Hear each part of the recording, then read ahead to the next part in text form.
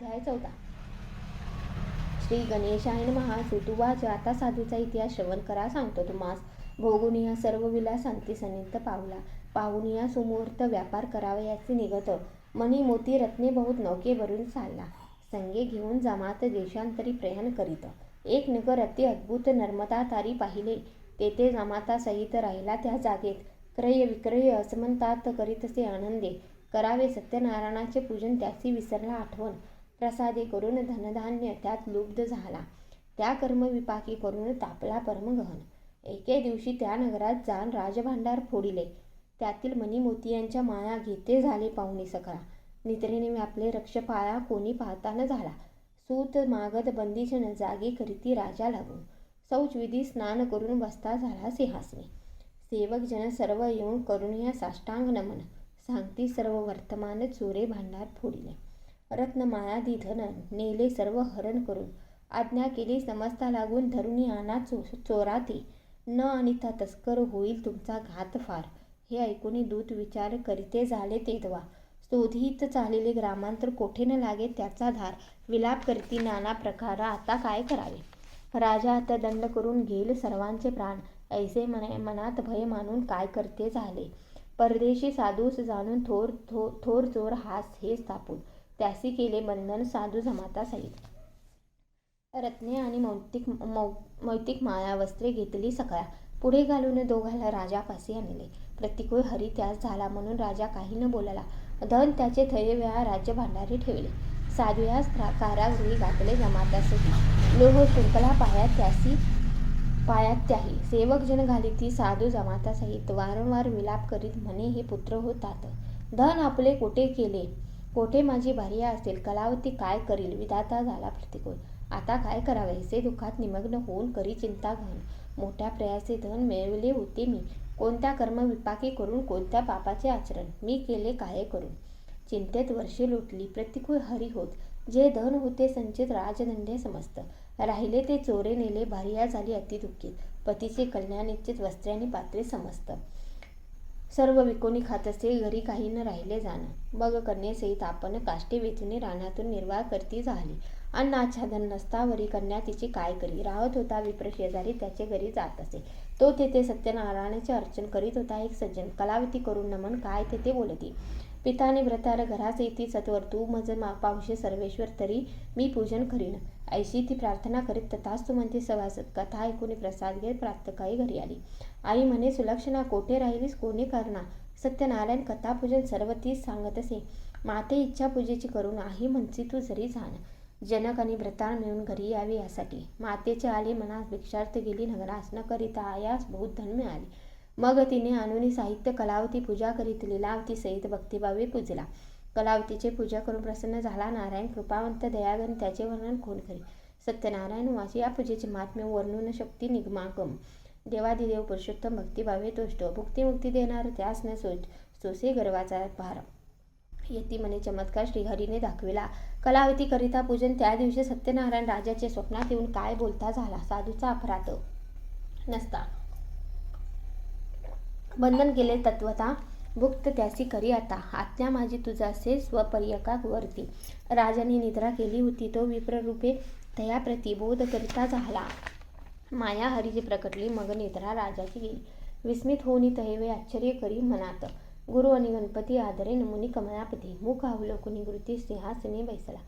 सर्व वृत्तांत ते वेळा मंत्री असे सांगता झाला. ऐकुनी प्रधानाधिक ते वेळा काय बोलते झाले. हे राजेंद्रा स्वप्नात पाहिले ते आहे सत्य. मनात झाला हर्षयुक्त माया हरीची प्रबळ. मग कारागृहातून तत्काळ साधू सांगून सन्निध तया बैसवून पुसते आनंदे. राजोवास काय तुझे कुळगोत्र कोण देश पवित्र. येथे येण्यास काय निमित्त हे सर्व सांगावे मजपासी. साधू वाच. रम्य रत्नपूर नगर आम्ही तेथील राहणार. क्रय विक्रयाचा व्यवहार येतीवाणी असो आम्ही. मणी मोती हिरे रत्न विकावी करून या प्रयत्न. राजदूती हे सर्वज्ञ तस्कर म्हणून आणले. चोर नाही आम्ही जाण. मणी पहावी विचारून राजदूती तुमच्या भयाने धरून आणले आम्हासी. अपराध नसता यथार्थ केला आम्हावरी अनर्थ. आता आम्ही कोणता परमार्थ करावे ते सूचना.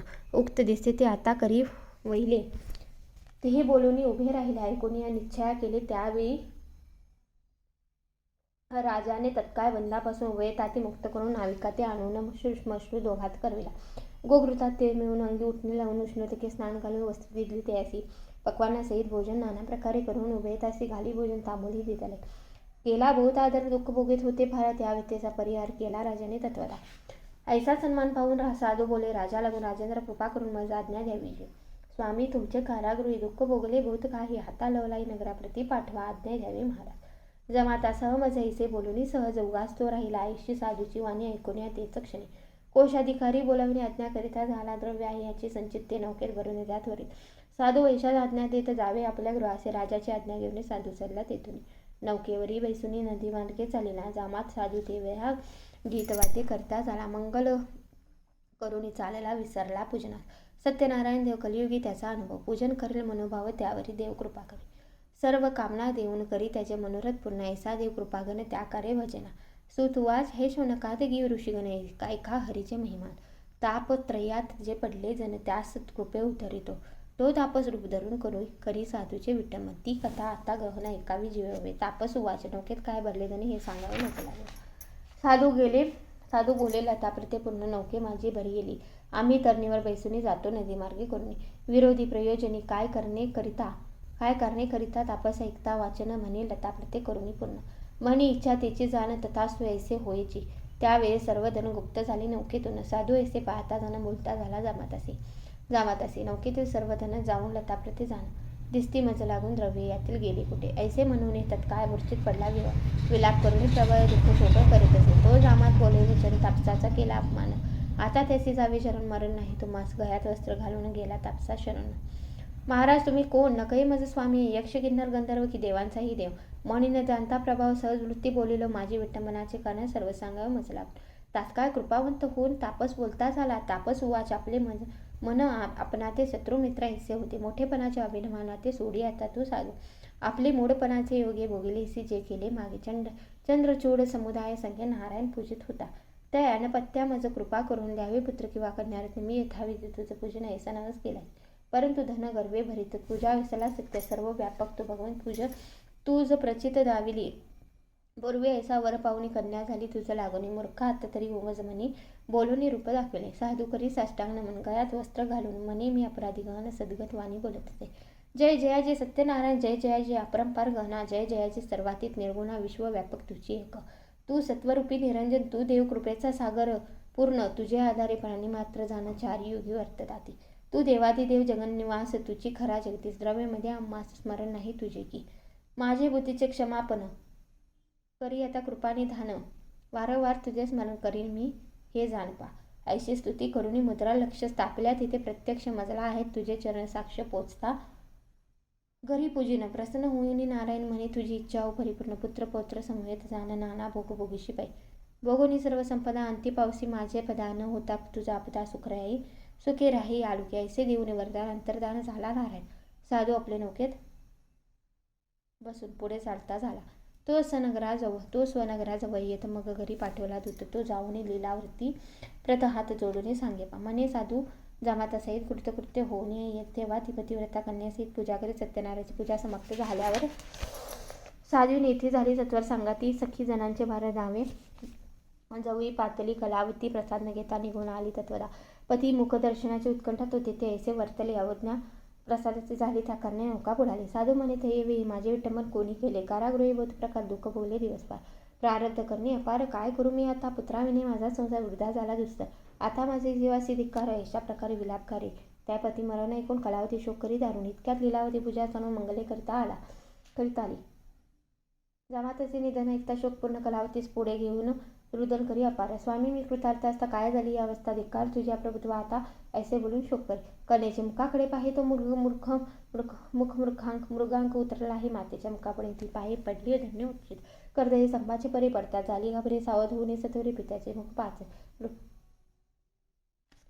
रूपे अत्यंत सुंदर नेत्रातून वाहिनी मोत्यासारखे हृदयावर शोभायमान होत असे. हा प्रिय हा नाथ समर्थ मजवरी का केला अनर्थ. आता जिने माझे व्यर्थ झाले तुझ्या तुझे. पतीचे स्त्री अर्धांग ही वेदांत आहे चांग अर्थांग जातांग कैसे राहील समर्थ कलावती आणि लीलावती साधू सहित आणि युती शोक समुद्रात बुडती मग काय वर्तले ते ऐका आकाशवाणी ऐसी झाली की कलावतीने पूजा केली परिप्रसाद न घेता आली म्हणून देव शोभला आता प्रसाद गेला तरी पतीचे पावन साजरे हे ऐकता जाऊन निस्तुवरे मात्र प्रसाद सेविती झाले त्यावेळी सत्यनारायण करुणा कर कृपा करून चमत्कार करी पूर्ण सर्व जना देखत नौका पाण्यात होती बुडाली ती जमातासहित निघाली साधू धावून तैवेन जमाताशी भेटला जामात मृत्यूगृही केला तो माघारे फिरून आला हे पाहताची जनाला विस्मय फार झाला म्हणे ती सत्यनारायण कोण जाणे त्याची विधान पावतो बघता लागून कलियुगी तत्काळ साधू जमातासहित श्री स्त्री कन्येचा धरून हात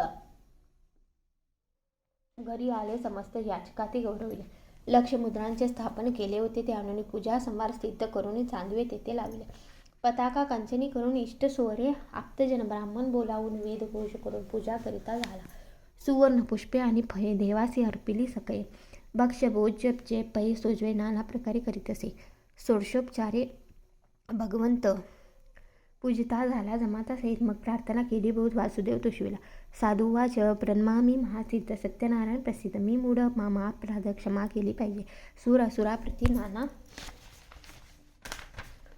गंधर्वाची रीती तुझे हाती जगतपती कला सुद्धा सर्वांची तुझे कृपेने चालती तुझे कृपेने बोलते तुझे कृपेने जगती वर्तता सर्व लोक आता करून मजवरी कृपा करू न करा जगतरूपा माझी पूजा अंकिकाला निजरूपा चिद्रूपा माझी ठावदी ऐसी प्रार्थना बहुत तत्काळ करी प्रणिपात विप्रभोजन करून समस्त तोषिवले भूदेव मित्र बंधू आपतजन सर्वादितले भोजन या लोके सुख भोगून अंती विष्णुपद पावला या विधाने करून करील सत्यनारायणाचे पूजन याचे मनोरथ जाण तो देव पुरविल जी कामना मनातून करील ती सिद्धी पावेल जाण कलियुग हे पूजन स्वतः भटून चालविले इति श्री इतिहासमुचे श्री सत्यनारायण कथा चतुर्थोध्याय समर्पयामी।